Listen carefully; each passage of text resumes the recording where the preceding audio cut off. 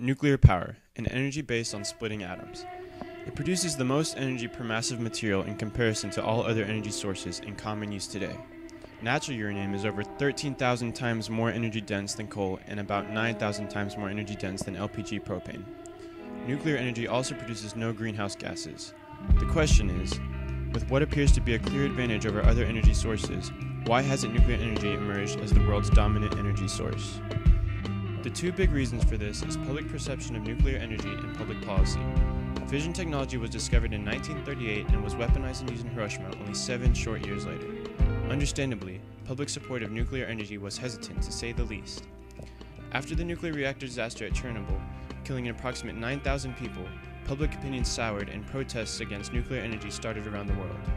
Hundreds of thousands showed up to protest in West Germany, Sweden, Denmark, and the US, beginning in the 1960s and continuing through the 1970s. Protests only intensified after another near-nuclear disaster at 3 Mile Island, prompting a 30-year hiatus in nuclear plant construction in the US. Public perception led to policy decision. A 1976 California law banned construction of nuclear power plants in the state.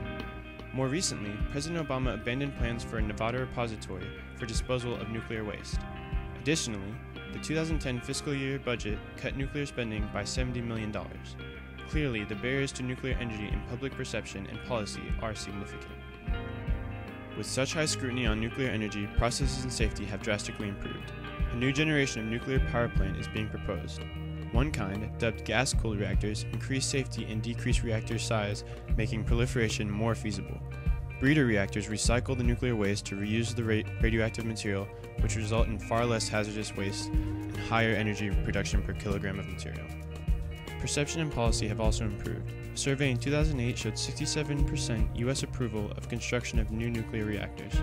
In 2010, that number climbed to 74%. In early 2011, that approval rating was sustained, but fell back down to 2008 value after the Fukushima reactor failure.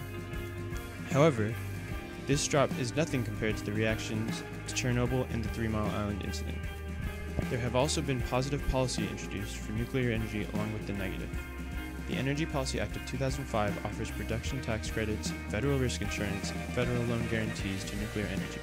Looking towards the future of nuclear energy, around the world 60 new reactors are under construction, 163 reactors are planned, and 329 have been proposed.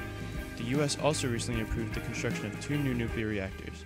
These are the first 2 to be approved since the 3 Mile incident 30 years ago. Based on these observations, it appears that the barriers nuclear energy faced in the past may be crumbling, and the nuclear renaissance many have been expecting in the past few decades might finally be on the doorstep.